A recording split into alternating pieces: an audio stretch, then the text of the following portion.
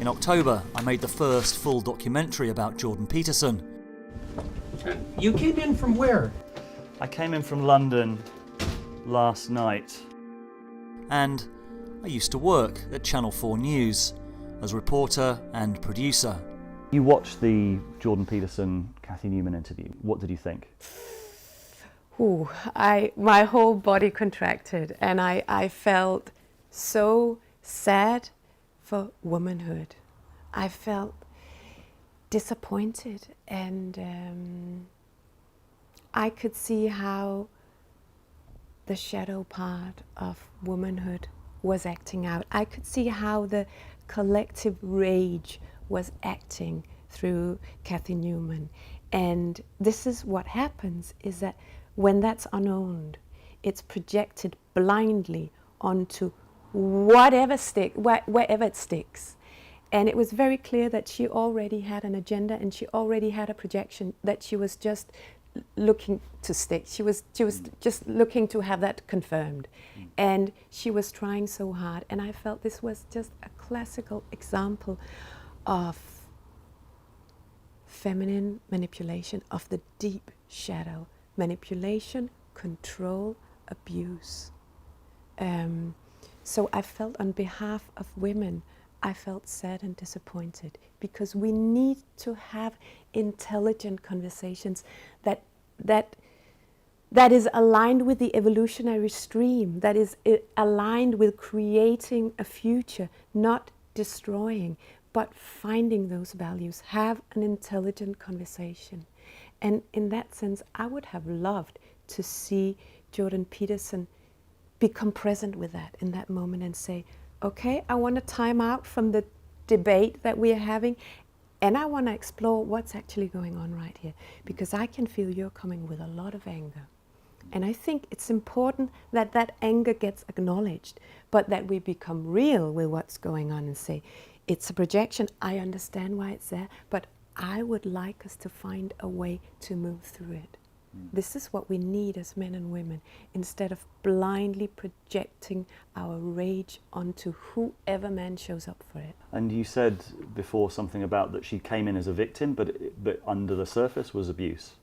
Can you explain what you mean by that? I felt it was absolutely abusive, that she was manipulating everything that he was saying. She was manipulating it into the image she had in her head. And she would just twist what he was saying, and she would not listen. So it was not a conversation, it was a power game. And she was the abuser. And I felt cringy on behalf of women that this is not an empowered woman. This is not the empowered feminine. This is the underbelly of feminism. This is when feminism goes wrong. This is not the future. It's not the future to blame and to project and to persecute. Can you explain what you mean a bit more about when feminism goes wrong? When feminism goes wrong, we allow the collective rage to act out through us. So we see every situation, we see every man, we see every encounter with the lens of the victim. And we're so angry about it. And it's boiling in every woman. It's right under the surface. So she will quickly snap if there's a reason, or if there's an apparent reason, because it's so strong, it hasn't discharged. It's in the collective, and that rage needs to discharge, but it needs to discharge in an intelligent way, not in an unconscious way. And you said before that rage is often directed at men not showing up.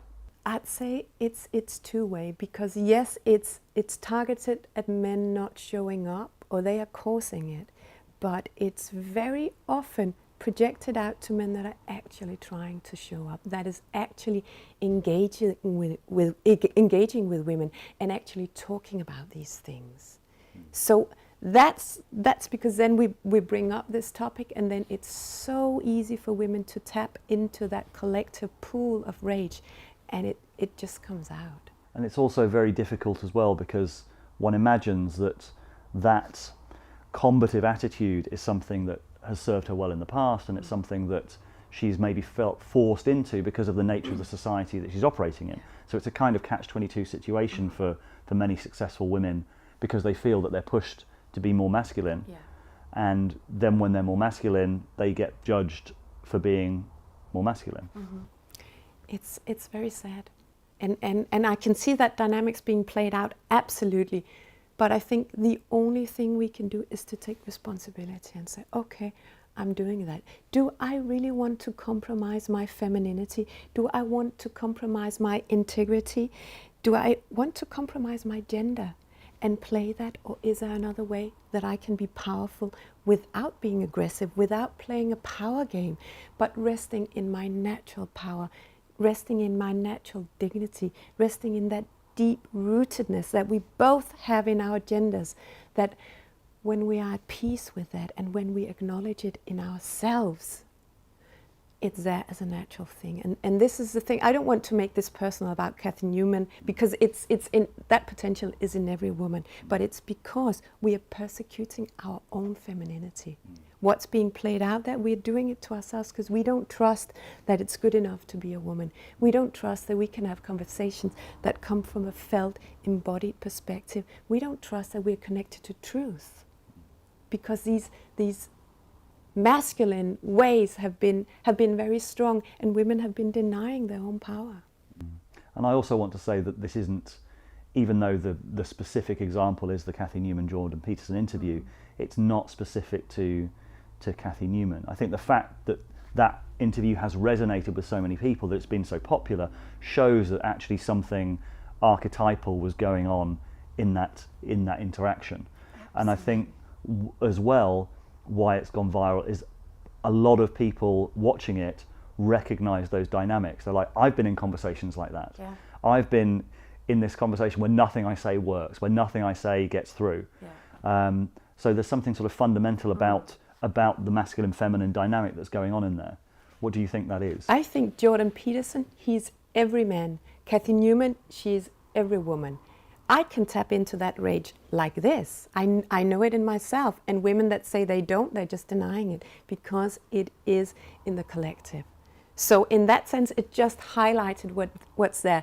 It's wonderful, because here we really get to look at, why is this so important? Why is it so important to listen to a thinker like Jordan Peterson and take it seriously and say, what can we do with it? It's just so obvious that it's needed, because if this is where we are, if this is where society and culture is, if this is the ability to have an intelligent conversation, then we are in trouble. In the interview that I did with Jordan Peterson, he said that the Animus possessed woman, which is the woman who's sort of in her masculine side as a kind of defense for the feminine side, sees every man, or project onto every man, the patriarchy. Life has been moving forward for 3.5 billion years, and it moves forward in these patterned manners, like the dominance hierarchy, for example. So let's call that the masculine archetype. It's part of the masculine archetype. In fact, Jung's proclamation was that the female representation of the male, so that's the animus, is the dominance hierarchy. It's the patriarchy. So that's the unconscious archetype, which I think is extremely interesting given what's happened, say, in the women's movement, because that's what's projected onto men. And it can be projected in a very negative way. It doesn't have to be, but it can be. And so an animus-possessed woman treats a man as if he's the manifestation of the tyrannical patriarchy. He's a group. He's the group of men. Yeah, the group of bad men, actually. And the way out of that is to see it from a Jungian perspective, that the masculine archetype has both sides. Mm-hmm. The masculine archetype is both the tyrannical, senile king and the benevolent father at the same time. Mm-hmm. And so they're multi-layered, and you can see either side in any man. Yeah.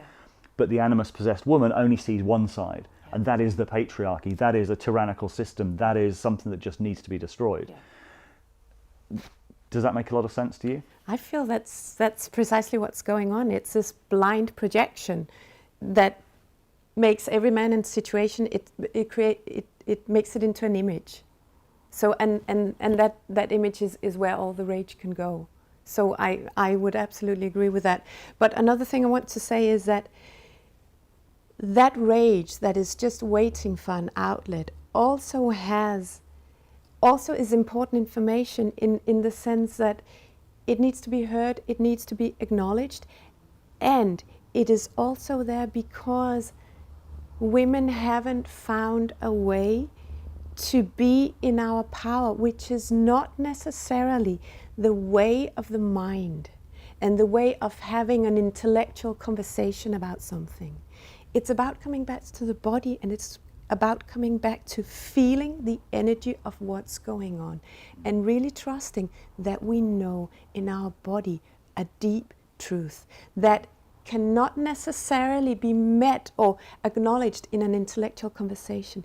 And because women have not been able to articulate that deep truth, that deep wisdom, that deep power, that's also where the rage comes, because we know that deep down there's something that hasn't been seen and acknowledged yet by men, and we're so angry about that, but we just forget that we have to start with ourselves.